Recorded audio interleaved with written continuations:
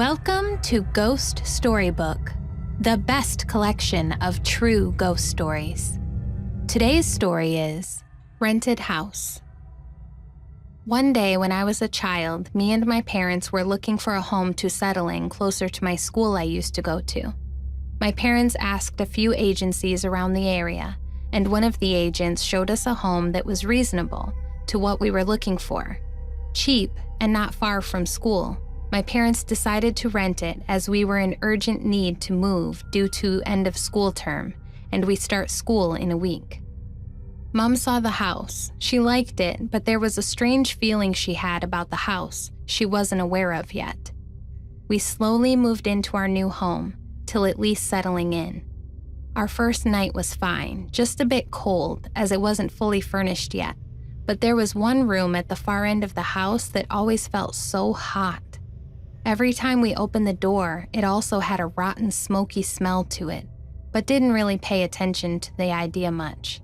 We just always spray it and clean it to get rid of the smell, yet it just keeps coming back. One night while we were sleeping, I heard a cat meowing under my window, crying for help.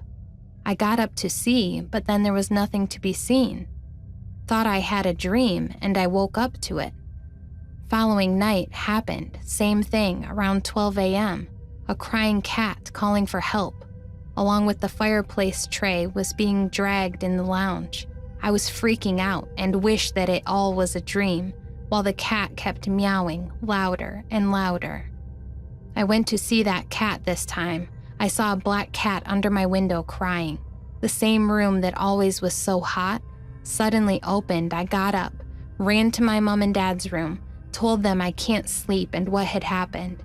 They told me they woke up on their blanket getting pulled from on top of them. Mom went to the kitchen to grab me a glass of water, finding the fireplace tray flipped on the floor with ash everywhere. Mom had also baked some sweet potatoes and left them on the kitchen bench. There were some missing and a couple on the floor. It was a shocking moment for everyone that we couldn't really believe that was happening. Mom ran to us in the room, explaining, and she said that she no longer wants to stay in this house. Dad said, let's just calm down and see what we can do in the morning. The next morning, Mom said she would contact the agent who rented the house to us to find out exactly what had happened in this house. So Mom and Dad spoke to the lady and invited her over for tea. Dad asked her to explain why the house was so cheap and what had happened in the house. Mom explained what we were experiencing lately.